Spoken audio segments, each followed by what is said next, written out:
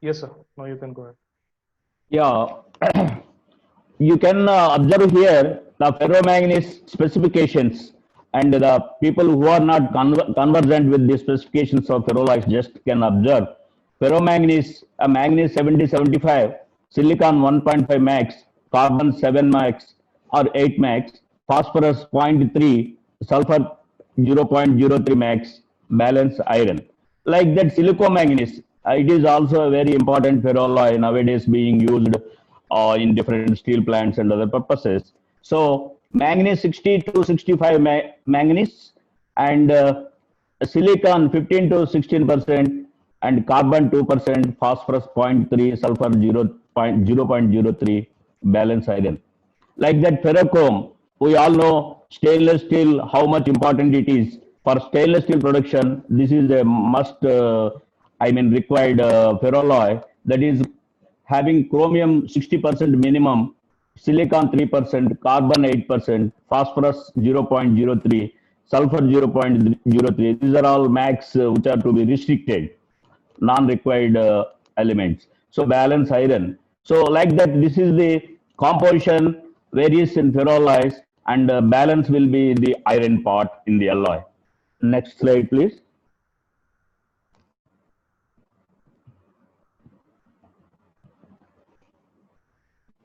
Yeah, this is ferro-nickel. In the same way, nickel 35 to 42%, silicon zero point 0.6, and rest of the things like that. And ferro-vanadium, vanadium 75 to 85%, aluminum 2% max, silicon 1.5, carbon 0.75, all this like that. And ferro-titanium, this is also an important material which is used in alloys, steel alloys. So titanium 65 to 72%, aluminum 0.5%, vanadium 0.2%, strontium 0.2%, carbon 0.1, and this nitrogen 0.115% max, balance iron. All these vary like that. These are some of the ferroalloys specifications which are the important ferroalloys generally used in the industry, steel industry. Next.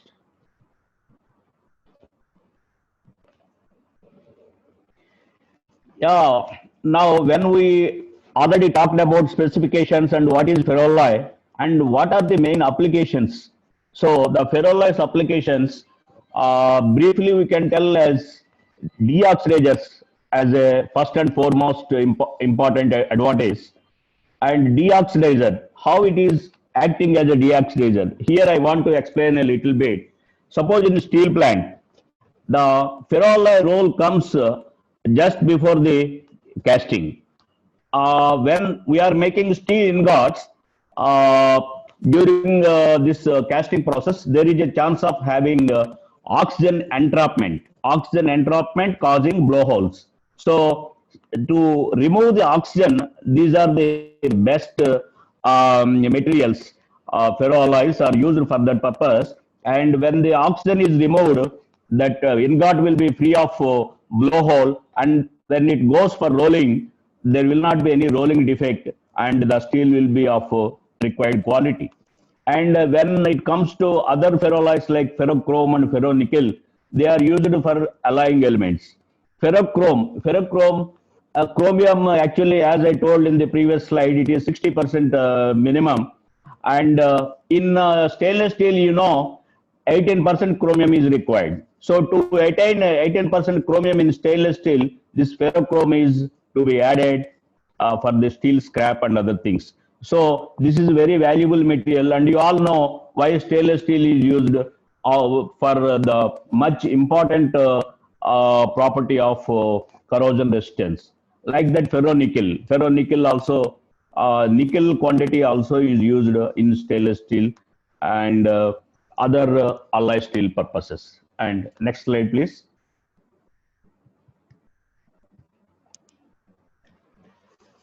Yeah, these are the usages what we discussed. When we come to the furnace, what are the furnaces and what are the furnace design aspects? The ferroalloys are produced in three-phase submerged arc furnace. Submerged arc means here the electrode is immersed inside the charge. and the arc which is going on will not be visible.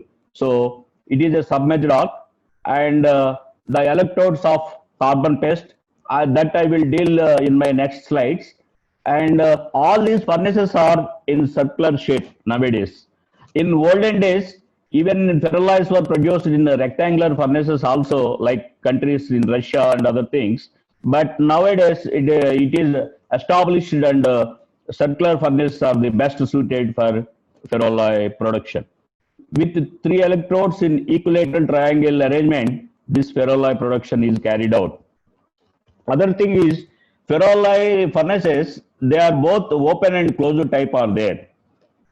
Open type is now becoming gradually outdated. Closed design is required. Why? Because pollution control aspect. When we close the furnace, all the gas can be collected and the pollution can be controlled. So the future trend is only for closed design furnaces, and it is being adopted in all the countries now.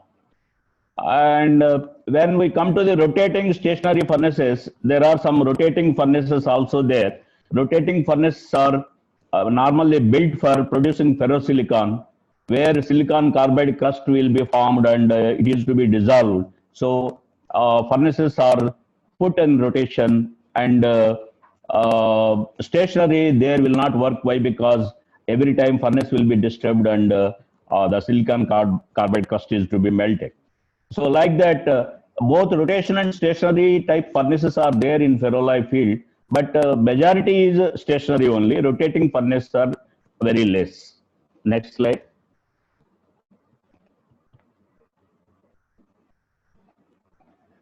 Yeah, uh, this ferroalloy furnaces, like other blast furnace and other things, uh, from outside it is cold. It is having refractory, very valuable refractory, which gives around 10 to 15 years life. That I will deal in my next slides.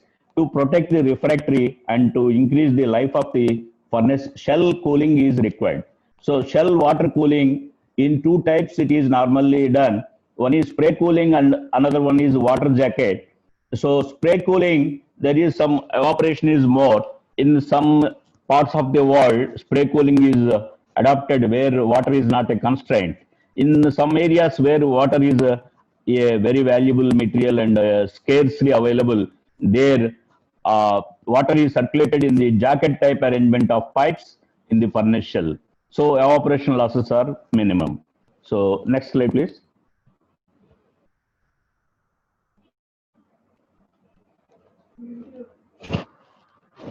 Yeah, furnace design aspects also include furnace shell bottom design.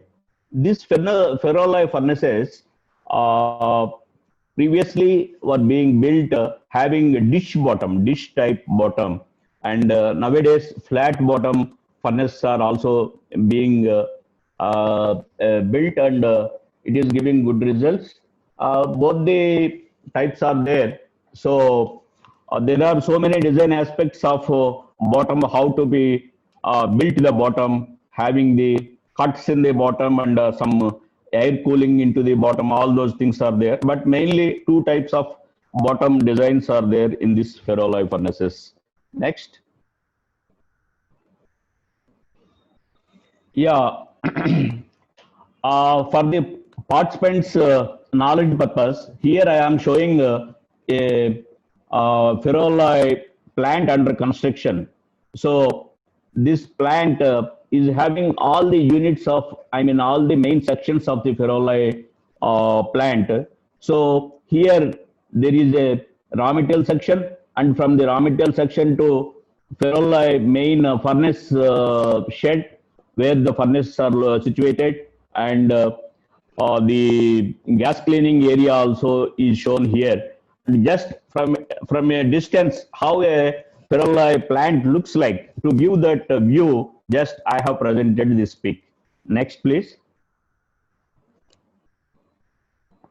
This is another, in this building, mainly the furnaces are situated. So the furnaces and tapping casting area is shown in other bay. So from a distance, it is looking like, and from raw materials are coming through conveyors, and it is going to the furnace area, and from furnace after metal and slag are produced, they are being treated in casting bay. So just for the purpose of the non-ferroalloy professionals knowledge, just I am showing how it looks like. The next one, please. This is a slide. This is a furnace. What we commissioned at Georgia, that is an European country. It is a 22.5 MA furnace, and here you can see in the first floor the furnace is there, and the actually the tapping arrangements area, how it is looking like the trolleys are there, and how strong they have built to put the ladles, the trolley platforms. So all these things can be seen here, and just for a glance look, it is presented here. Next slide, please. Yeah, this is the actual furnace area. This furnace area, this is a semi-closed furnace. What doors you are looking in this peak, the doors can be lifted vertical, and it can be brought down. And whenever it is required, the furnace charge can be, raked. That is, we can push the charge around the electrodes. So this is a almost latest furnace installed by Galsasi Group in Georgia. This is a 22.5 MA furnace. In this silico manganese, 70 manganese, 16 minimum silicon is being produced with very low phosphorus. And we have commissioned this furnace, and it is successfully being run now. Next slide, please.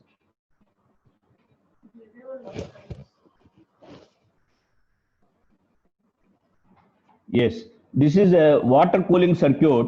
This water cooling circuit, you are, in the ferroalloy all furnace, all parts are exposed to high temperatures.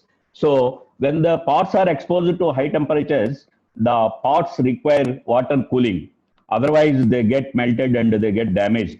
So for all the critical parts, water is circulated in the ferroalloy furnace, and this is the manifold from where the water is going and water is coming out. The water which is coming out, which is the hot water, that is again treated and recirculated. So the total losses will be around 2%, 3% operational losses, but the water, whatever is circulated, whatever is already circulated once, again will be recirculated.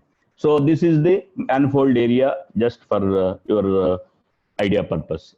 Next slide, please. Yeah. Now let us discuss ferroalloy furnace critical equipment one by one briefly. The ferroalloy furnace main thing is it consists of Soderberg electrodes. The electrodes are called as Soderberg electrodes.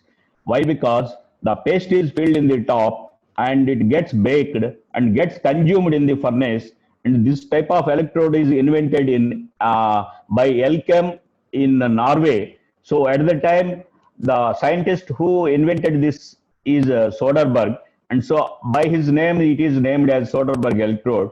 And about this, in my next slides you will get further more details. But here, to supply the electric current through the electrodes to generate electric arc between the electrode tip and the charge in the furnace, this is the main carrier of the current to the charge inside the furnace. So another main components: electrode casing, slipping device, electrode suspension and regulation, contact assembly. All these are part of electrode casing. Means it is a 3 mm steel sheet, round cylindrical shape casing will be there. It will be attached one to one, and paste, the electrode paste will be filled into the electrode casing, and it will get baked.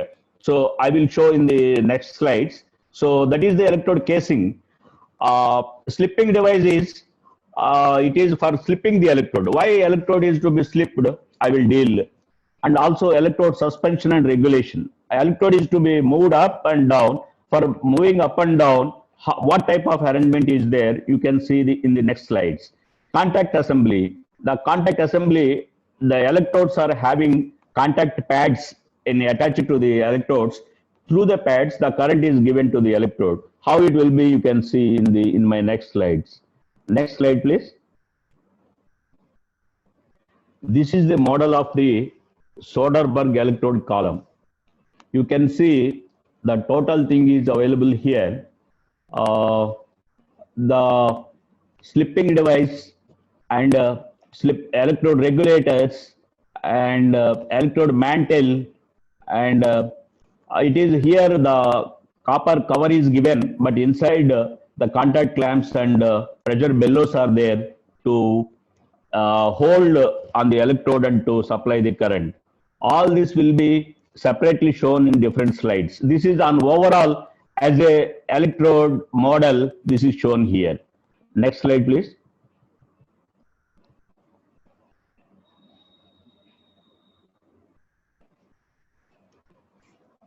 Yeah, the steel electrode casing is welded at the top of the electrode and paste briquettes are charged daily to form a solid electrode. What I told you when I was explaining in my previous slide. And the electrode tip is gradually get consumed during operation. The electrode tip which is placed inside the charge gets consumed because of the high temperature. This process is not interrupted the continuous electrical conductivity. So the electrode penetration and electrode consumption, all these things will go on, but current is to be continuously, power is to be given to the furnace, and electrical conductivity is to be there. So for that purpose, how we are achieving, we can understand in the next slides. The heat evolving from the furnace softens the paste and enables it to fill and seal the casing against rising vapors. At 300 degrees centigrade, solidification of the paste sets in and reaches completion at 700 degrees centigrade with the evolution of all volatile matter. So the volatile matter which is there in the paste will be taken out, and then the electrode becomes a baked electrode to effectively carry the current. Next slide, please.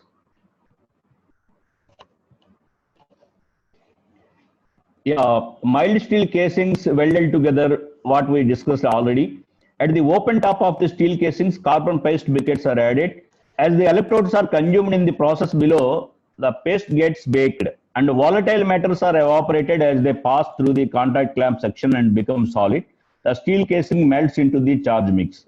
So the casing, whatever I told, 3 mm thickness casing, even if it melts, that is also iron. In the ferroalloy, it contributes some iron to the composition of the alloy. That is not a problem, and that gets consumed. Next slide, please.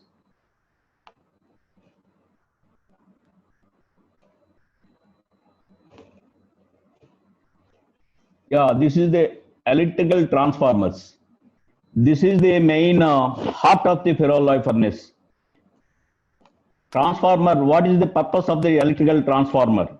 Actually, the major cost of the ferroalloy plant project will be for purchasing this electrical transformer. The transformer purpose I will explain. To supply the furnace with sufficient energy, it is necessary to add high currents. To be able to provide such large currents from high voltage lines, transformers are needed. So from the grid, when we are taking 132 kV or 33 kV, and in ferroalloy furnaces, we need only 150 to 200 volts, 150 to 200 volts. At the 132 kilowatts is to be converted to 150 volts, and the current is to be increased like 40,000 amperes.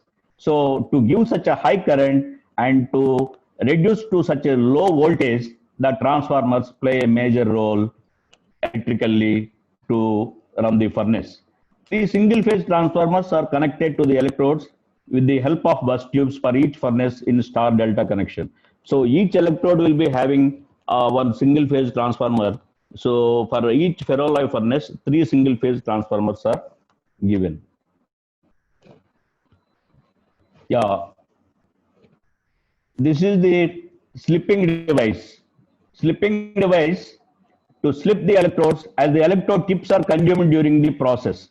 So these here it is visible. There is an upper pad and lower pads are there, and so the slipping process is it dehold and holds the electrode, and it I mean sends the electrode to the down, and then again will clamp. So that is the simple process of the slipping. For the slipping, different modern technologies are there. This is supplied by Tenova Pyromet.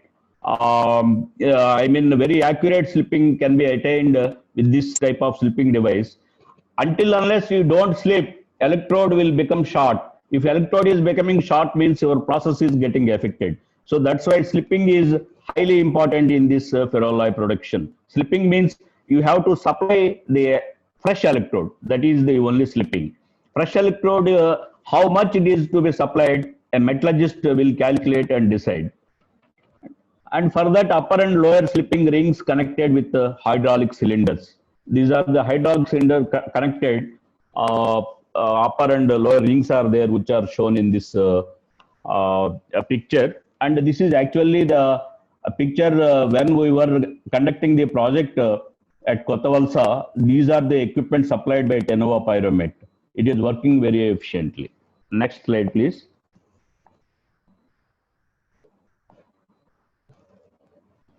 Yeah, this is electrode suspension regulation. Apart from slipping, electrode is to be operated up and down. For electrode operation, there is a cylindrical control, hydraulic cylinders. So you can see the cylinders which are shown in the picture. It will be operated, and very accurately how much operation is required, to that extent only it can be operated. For the operation of the electrodes, this type of cylindrical arrangement is there to operate the electrodes. Next slide. Yeah, this is the lower part of the electrode, and actually over this there will be a copper, shield will be there, but that is not shown here. Here only contact clamp and pressure ring is shown, pressure bellow. So in this design, the damage is very rare, and it is giving very good life. The contact clamp is the main thing.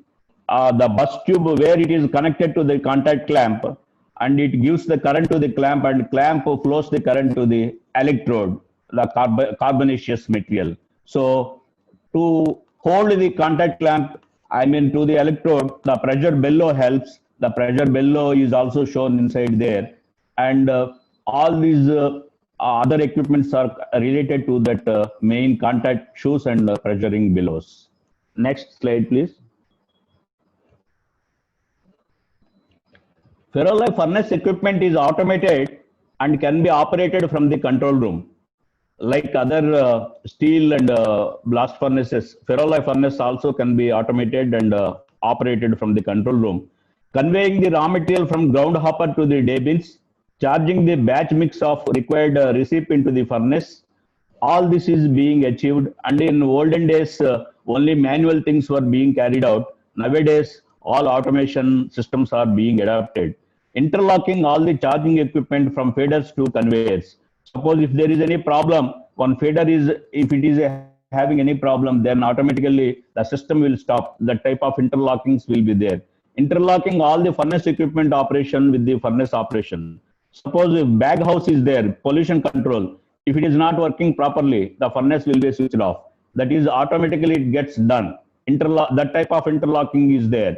So furnace operation is carried out in current and resistance mode, and the automation is designed whether it is current or resistance mode.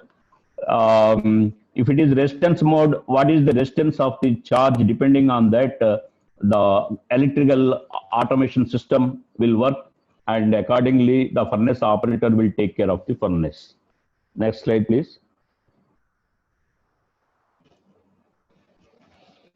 Okay, when we talked about the automation of the furnace, and let us have a look at the casting system. Uh, Continuous casting system is also like in steel plants, in ferroalloy plants also continuous casting system is adopted. It converts the liquid metal into solid into a required shape, and liquid metal is poured with the help of the ladle tilter in the cast iron molds, which are fitted to the rotating chain conveyor. Like in the steel plants, continuous casting machine, this is also the same thing, but the molds are here cast iron molds. Liquid metal in the molds is solidified by spraying water. Water spray will be there. The solidified metal is collected at the discharge end of the casting machine. The continuous casting machine belt with molds will be moving, and by the time it reaches the end of the belt, the metal in the mold gets solidified and it falls down into a container. That is the main purpose of this continuous casting machine, and thickness can be controlled with this continuous casting compared to manual casting. Next, please. Yeah, this is a drilling and mud gun. In the case of blast furnace, all know that the tap hole will be opened with the drilling and will be closed with mud gun. In previous days, in ferroalloy industry, there is no concept of drilling and mud gun except a few larger furnace. Nowadays, people are realizing the importance of the drilling and mud gun. If it is properly closed, the tap hole is if properly closed, how the refractive life will be increased, the people are understanding and they are trying to spend in this also. Drilling machine, as you know, to drill and open the tap hole to drain the liquid metal and slag from the furnace, and mud gun with a special mud pneumatically it will be operated and it will be closed into the tap hole. To close the tap hole with mud gun mass after tapping, this helps for better closing and to improve the life of the tap hole. Next slide, please. This is just a burner. When if somebody wants to use ladles to preheat this type of latest burners are also used in ferroalloy industry, and the flow is very much controlled. This is just to show how a latest burners are there in ferroalloy industry. Next slide, please.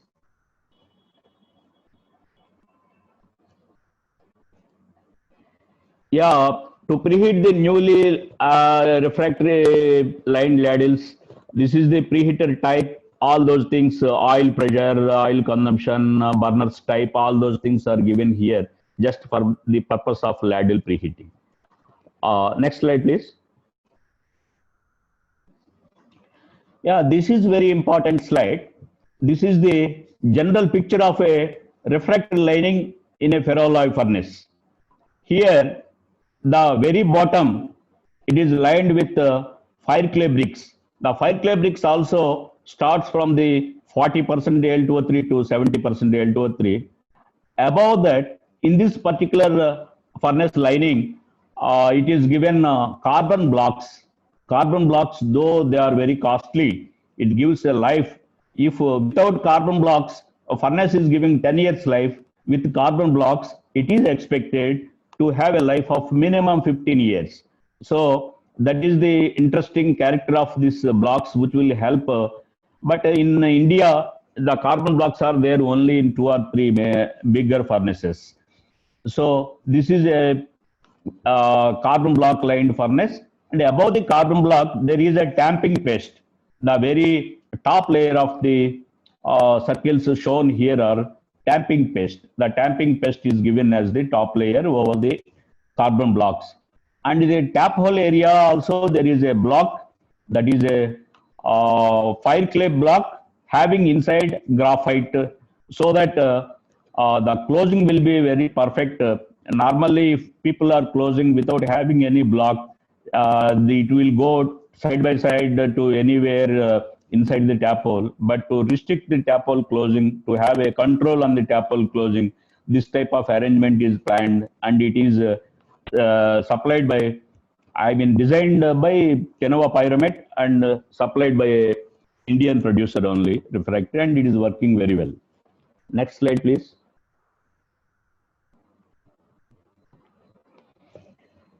This is the refractor lining. When you give the lining to a furnace, side lining, how refractor is looking like, you can see. Already in this furnace, this is the stage, carbon blocks are already laid. Now tapping paste is being tamped. At that stage, this picture is taken, and you can have, compared to the previous lining drawing, and now you can compare how it is looking like. And it is very sensitive to go, I mean, during the lining of a ferroalloy furnace, people have to take so many precautions to increase the life of the lining, as if the lining fails, the total investment is a waste, and again a lot of investment is to be done. So people have to be very careful regarding the refractory lining, which is the life of the furnace. Next slide, please.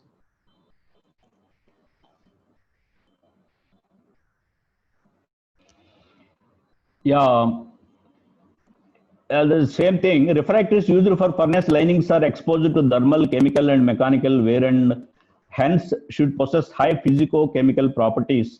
Low quality refractories or poor lining causes furnace burnouts, lead to considerable downtime, loss of production, and costly repairs.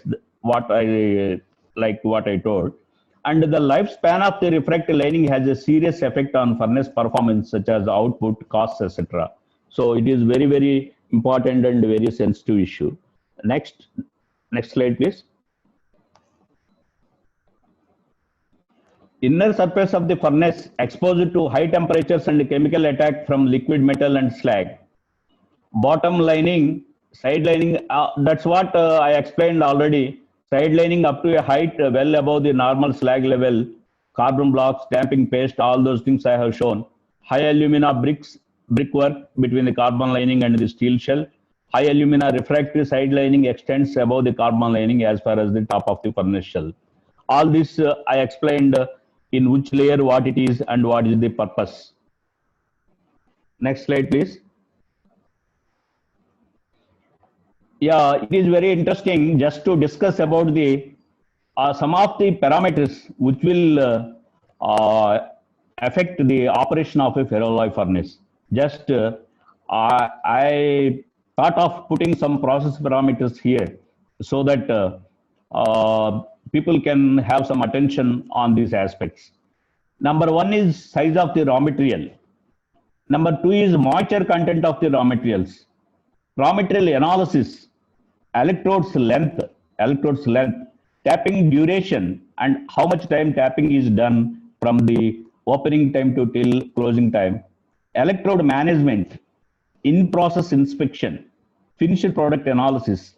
All these things are to be taken care and have to be given utmost attention to successfully run a ferroalloy furnace. Now, briefly, let us discuss each one of these slide by slide. Next slide, please.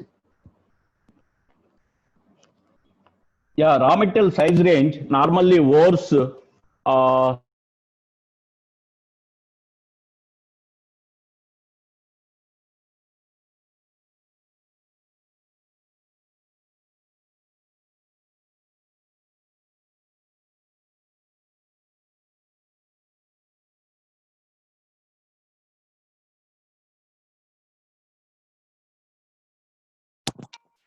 Hello.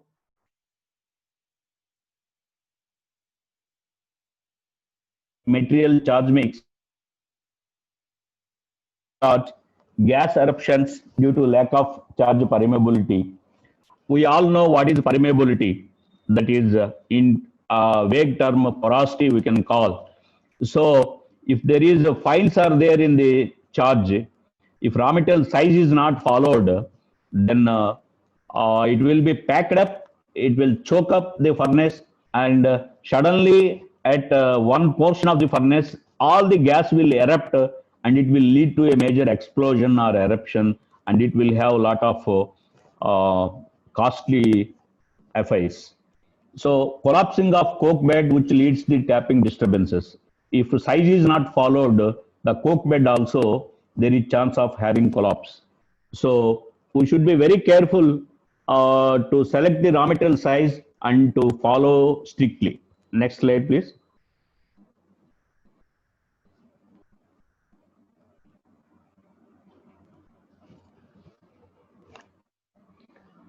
Trinath, can I have next slide, please?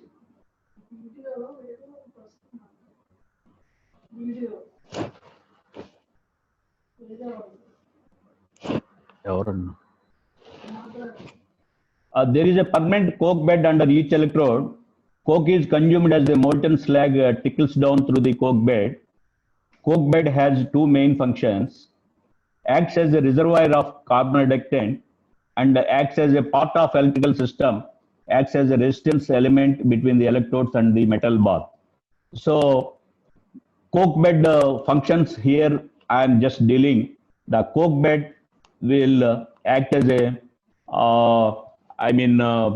part of electrical system. It acts as a resistance element also. If the coke bed behaves abnormally, there will be disturbance in the furnace operation. Its size and electrical resistance play an important role in the furnace operation. Next slide, please.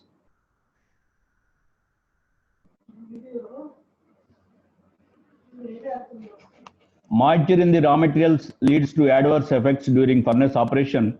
Water will vaporize and at high temperatures react with solid carbon to form hydrogen and CO gas.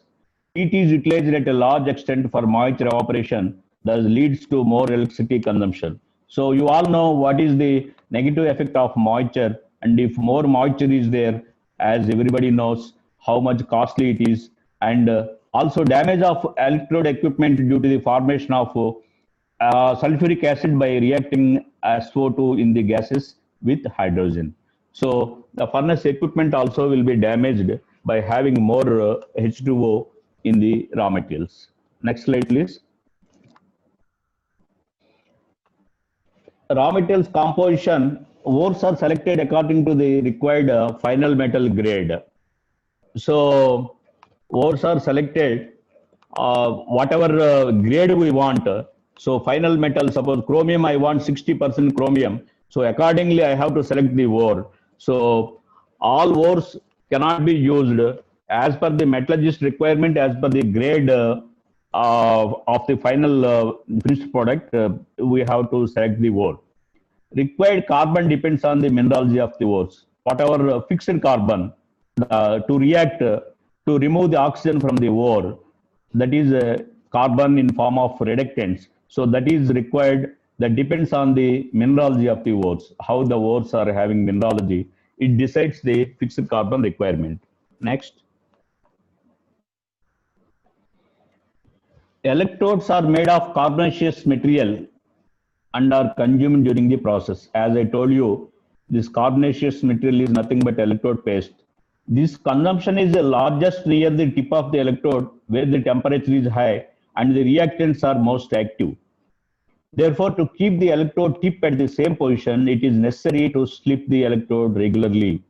So, suppose electrode from the contact clamps, if an electrode is 2.5 meters length, so the same length is to be maintained always. If it is 2.2 meters, then your power losses will be there and your process will be disturbed. No proper reduction will be there. And even if it is more than 2.5 also, it is a more penetrating the electrode, and it will affect the bottom lining. So it is a very, very sensitive issue to maintain the electrode required length. That can be maintained only by having proper slipping, controlled slipping. For Soderberg electrodes, which are baked continuously, high rate slipping must be carried out carefully to avoid leakage of soft unbaked electrode mass into the furnace. Sometimes there will be problems of having paste leakage also into the furnace if the current is not given properly, or if excess slipping is done. All those things, problems will be there. So electrode length is very, very critical in terms of ferroalloy furnace operation, and the metallurgist should focus more on this aspect. Next. Tapping duration. Tapping should be carried out in regular intervals and depends on the power consumption. So suppose if for a 50 megawatts, 60 megawatts, whatever it is there, depending on the specific power of the finished product, we will decide the tapping duration. Normally, on average, the tapping duration will be 30 minutes from starting to the end of the tapping by the time it is closed. So early tappings causes lower hearth temperatures. So tappings, if the suppose I plan for 60 megawatts of power consumption tapping, if it is not done, if it is done for early, and then the temperatures will be falling down, and delay in tappings also causes raising of electrode positions from the smelting zone. Tapping, if it is delay also, there will be raising of electrodes, and also there will be superheating of metal. Suppose if tapping is delayed, already you are heating the formed metal, so you are consuming extra electricity, so it is a loss for that furnace point of view. So we should be very judicious to decide the tapping duration and to conduct the number of tappings. Next slide, please. Electrode management, the electrode tip position determines how the energy is distributed. Tip position, how the tip is, how it is positioned inside the charge. So most commonly used electrode control methods are electrode resistance control and electrode current control. So nowadays the electrode resistance control is more in use, and it is giving a better results. And if it depends on the charge resistance. Suppose if it is ferrochrome, suppose if it is 1.8 milliohms, a furnace is being operated with that resistance, maybe having good results like that. Depending on the furnace condition and the nature of the charge materials, the resistance is to be set. For maintaining that resistance, the resistance controller, what it will do, it will adjust the voltage and power, all those things, currents, everything will be adjusted with the resistance controller. Only our job is to set the resistance and keep the furnace in auto operation. So that type of automation is there now in ferroalloy furnaces, and people are getting good results with that. Next slide, please. Yeah, from physicochemistry point of view, commercial manganese, this is a for ferromanganese production. Just I have given some example how the oxides are getting converted in a ferromanganese furnace. That first it is MnO2 to Mn2O3, Mn2O3 to Mn3O4, then MnO. Finally, from MnO to metallic manganese, having a reaction with the carbon, it will turn to ferromanganese. So these are the different forms and different temperatures, how in a ferroalloy furnace it will vary. Just for an idea to, give some focus on the formation of, how oxides are getting reduced, it is shown here. The next slide, please.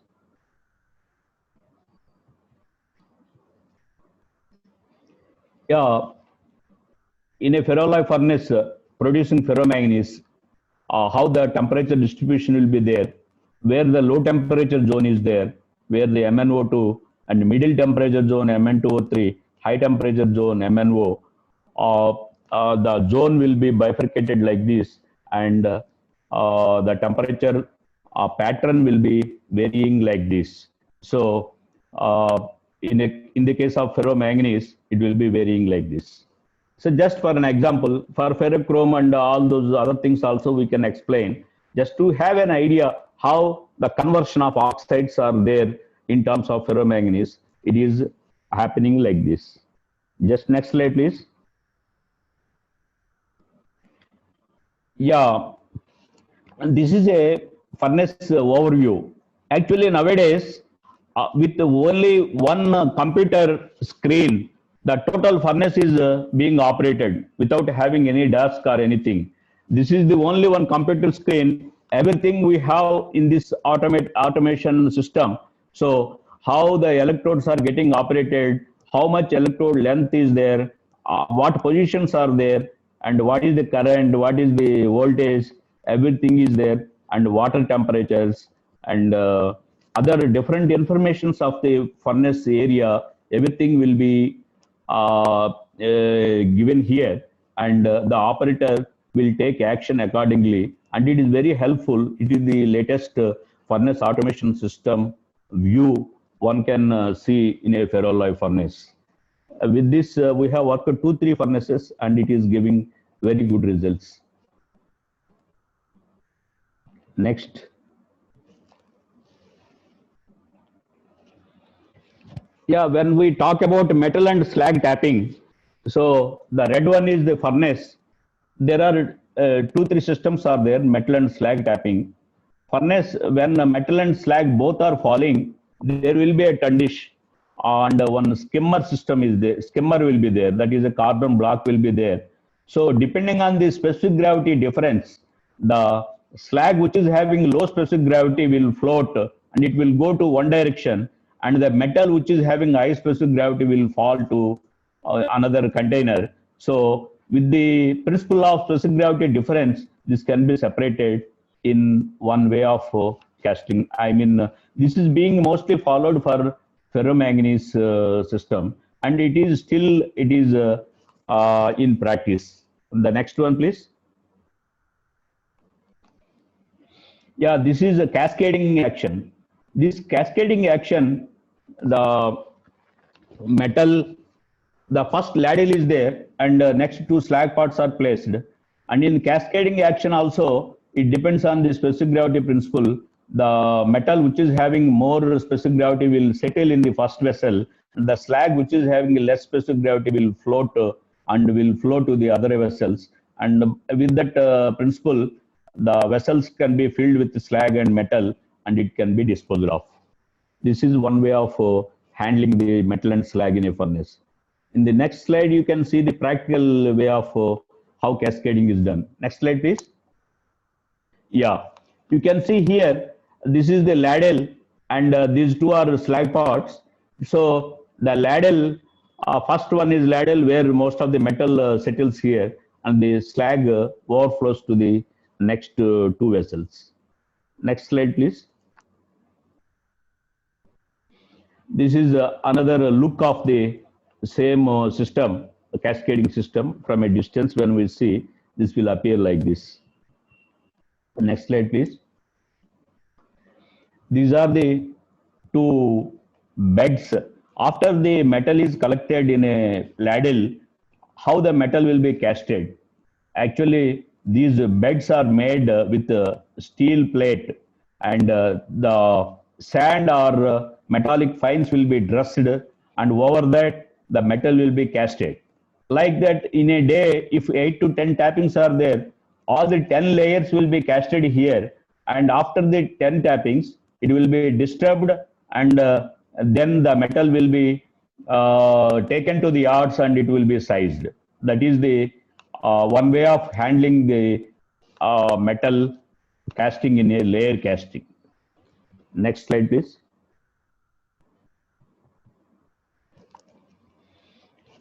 Yes, this is the PCM continuous casting machine, how the ladle is pouring metal into it and how the belt is moving. Most of you know how continuous casting machine works. This is just a glimpse of that view. Next slide, please.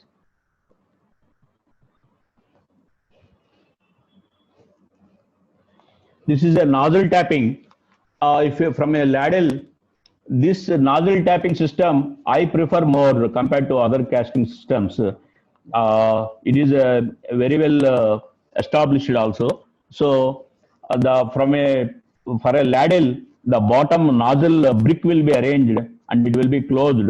After the tapping is over and the nozzle will be opened, all the pure metal will be poured into the bed and the slag will remain in the ladle. That is the principle of the nozzle pouring.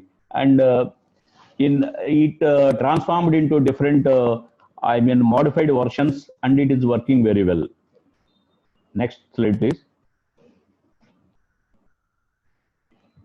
Post-tapping operations after tapping ladle, which is filled with liquid metal and slag, is lifted from the cascading system with the help of EOT crane. Liquid slag which floats on the liquid metal in the ladle is poured in the slag pot by tilting the ladle and then skimmed out manually. The liquid metal is casted in the molds by tilting the ladle after placing it on the tilting stand. Remelts which are generated is reused in the furnace along with the burden mix. The liquid slag is granulated and discarded. Okay, let us move to the next slide. Let us discuss, I think already I consumed about 1 hour. We will discuss more about the latest advancements, what I think to discuss with you. This is a crusher. Actually, here I want to share one thing. In India, all the ferroalloy plants, mostly it is manually handled. So the metal is broken to the required size with the laborers. But in foreign countries, labor is not cheaper and labor are not available also. So in all foreign countries, the crushers are used and there the size is made using the crushers. But there is some loss using the crushers also. Suppose if there is a fines generation of 4 to 5% using manual labor, in the crusher it will be 9 to 10%. So almost the fines will be doubled. Of course, the fines will be disposed it can be marketed, but at a cheaper rate. There will be some disadvantage about the fines. So in one plant, particularly in Georgia, where silicomanganese is being crushed, this is one picture we have taken. The next one, please. This is the bagging machine at finished product shed. So automatically the bagging will be done. 1 ton will be weighed and bagging will be done and bags will be moved. So this system is their automatic system in other foreign plants. So you need not engage any labor. Automatically after crushing, the bag will be filled and automatically weighed and it will be pushed to the required area. Next slide, please.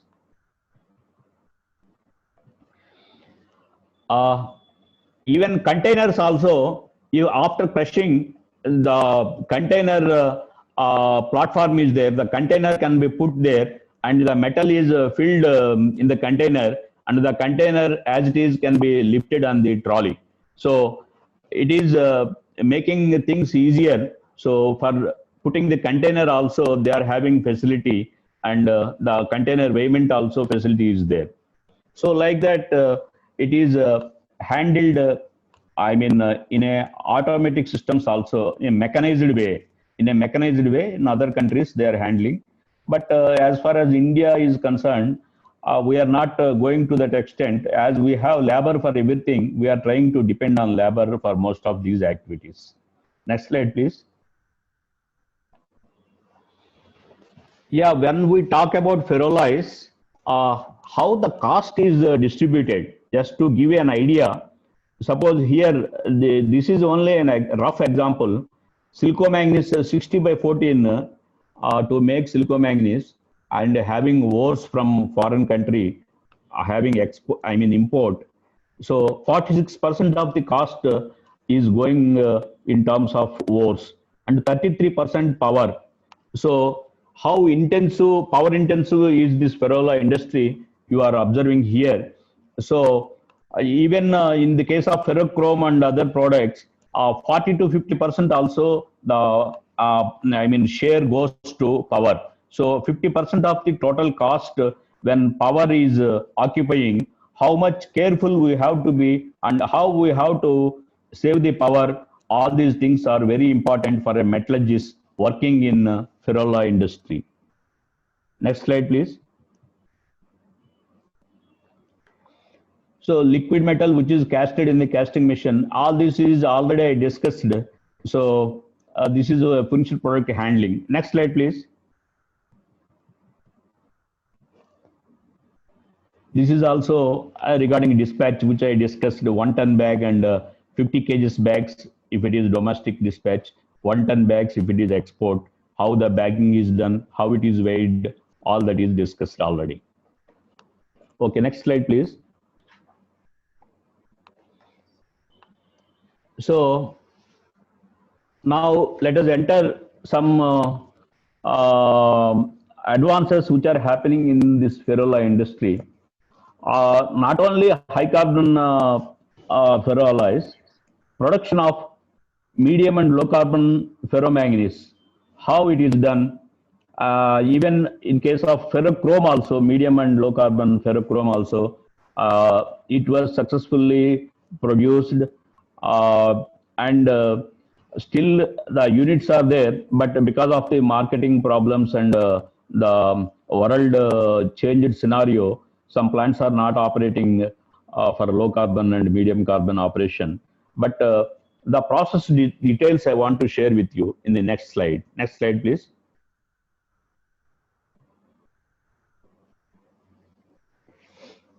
So this is a flow diagram for silicothermic reduction of LC ferromanganese.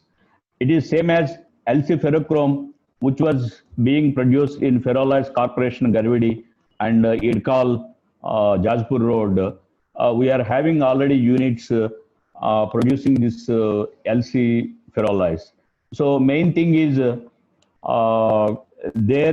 the silicothermic reduction is the main difference between the previous high carbon ferroalloys where carbothermic reduction was used. Here silicothermic reduction as we want low carbon. So the silicothermic reaction, we need silicomanganese as a reductant, and manganese ore and lime is melted in an electric slag furnace, and that synthetic slag is reacted with silicomanganese, and after having ladle transfers outside, the low carbon ferromanganese with a carbon of less than 0.5%, even to the extent of 0.05%, and 1.5 silicon max can be produced, and that is one process which is established. But only thing is its initial investment is higher to go for this type of process.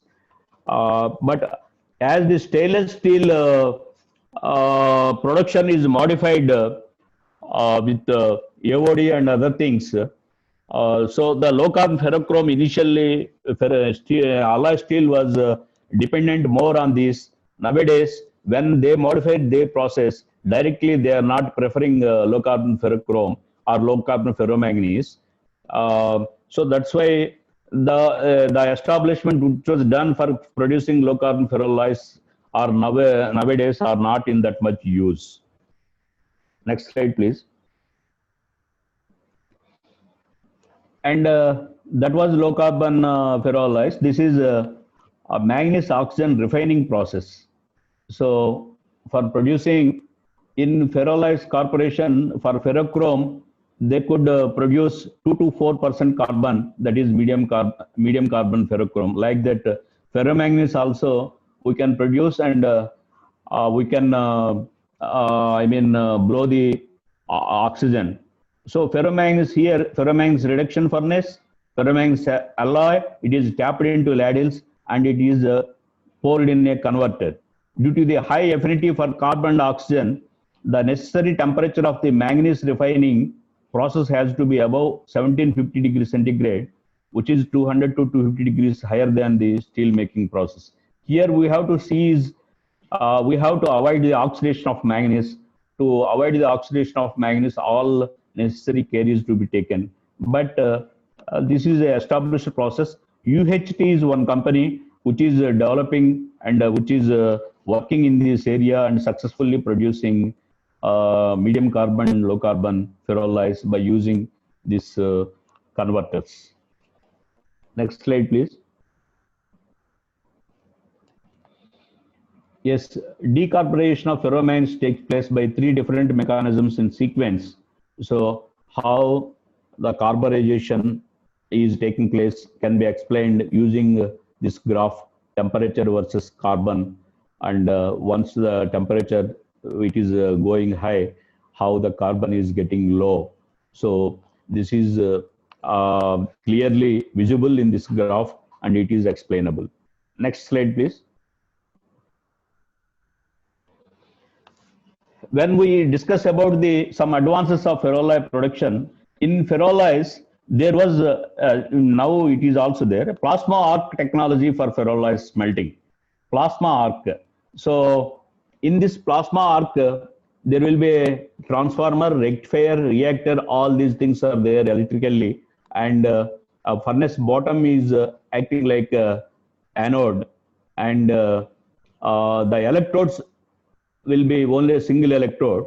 The single electrode will be acting as a charging, chute also. So the raw material feed will be given to the electrode top, and through the electrode, the feed will be going to the bottom and it will be distributed. The plasma furnace is there in South Africa functioning, but there are some advantages, disadvantages. Having more investment requirement to start for a plasma arc furnace. In India, so far we don't have any plasma arc furnaces, but it has its own advantages, disadvantages, which I will discuss in the next slides. Next slide, please.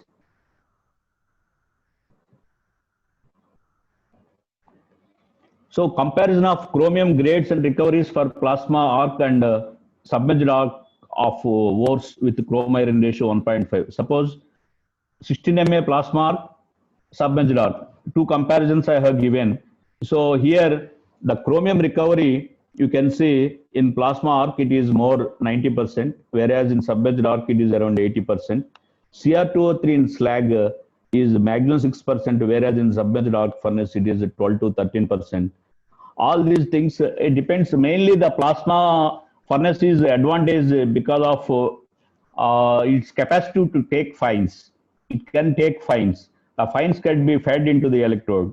But whereas in submerged arc furnace, we cannot feed fines, only agglomerate is to be fed. That type of difference is there. And there are different versions in plasma arc when the charge enters below the electrodes. In the furnace, there will be some cold patches, and that is sometimes not overcome, and some operation problems are there, and some advantages are also there. And the next slide, please.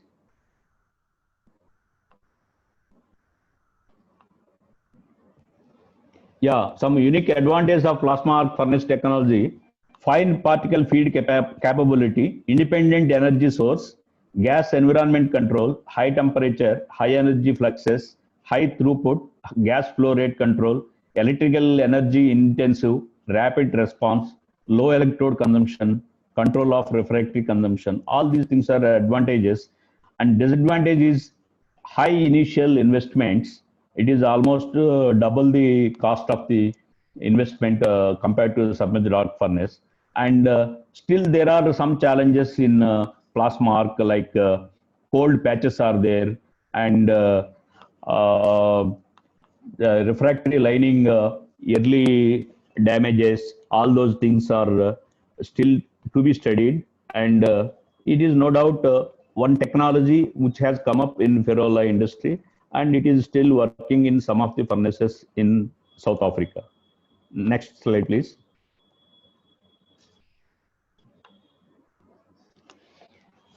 Yeah, suppose apart from the plasma arc, so you can ask without with fines feeding to furnace, can't we produce?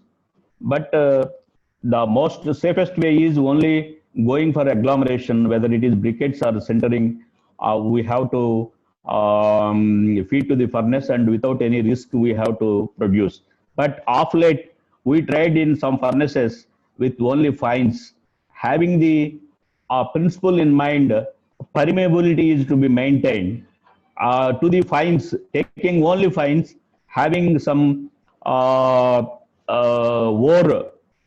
I mean lumpy ore as a bigger size material. To compensate the fines, we are having some lumpy ore, and if required, some slag also is there. So putting that into the furnace, we can produce successfully the ferroalloys. But it is not 100% advisable when compared to briquetting. Briquetting or sintering is the safest methods. But when you are having no briquetting plant, but you have to produce ferrochrome, then definitely there is an answer. We can produce. but more or less with the same results what people are getting with the briquetting. Here, what the slide I have shown is it is being followed in Georgia on silicomanganese furnace. Uh, they are not having any agglomeration unit. They are having fines of high grade, and they are feeding fines and the same silicomanganese slag and adjusting the permeability. Only thing is, even if the specific power is a little bit high, they can afford to have that because of their idle power units. So there are different things, different permutation combinations a metallurgist can think, and as per the requirement, one can plan the things. So simply by hearing same silicomanganese slag and only ore fines, can we produce? If somebody questions, yes, it is happening, and we can very well produce, and we have produced in Georgia, and that is one good example. And it is a debatable point always. We have to adjust as per the local conditions, and we can produce economically. Next slide, please.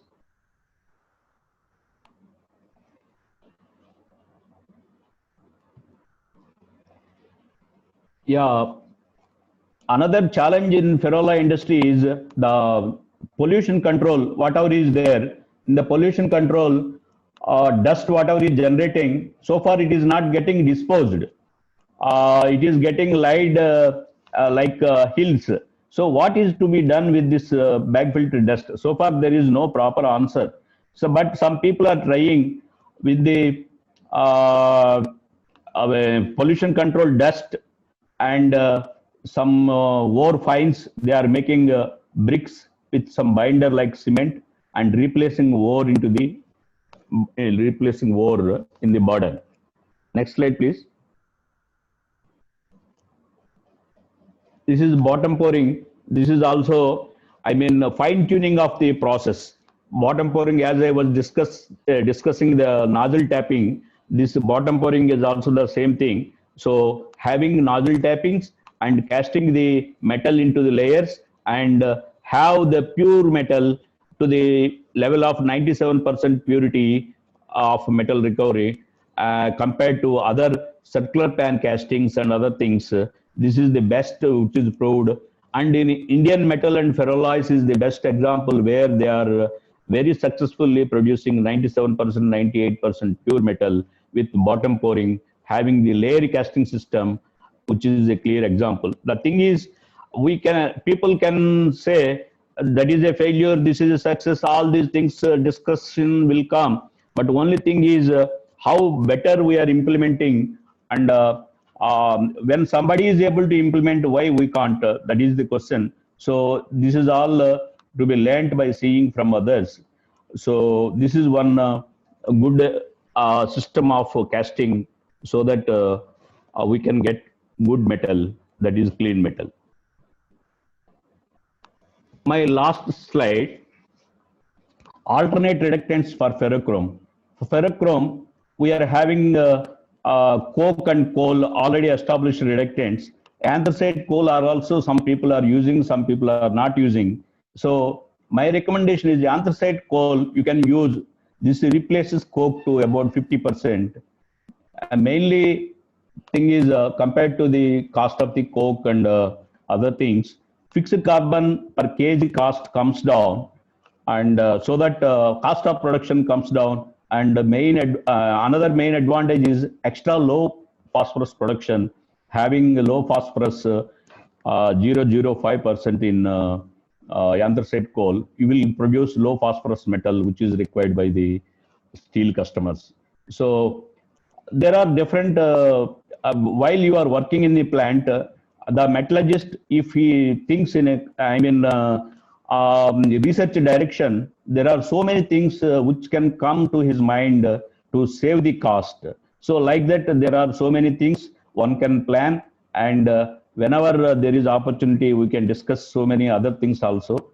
And after presentation also, people can interact with me through mails and other things. We can have a discussion always for the betterment of the ferroalloy industry in our country. Thank you.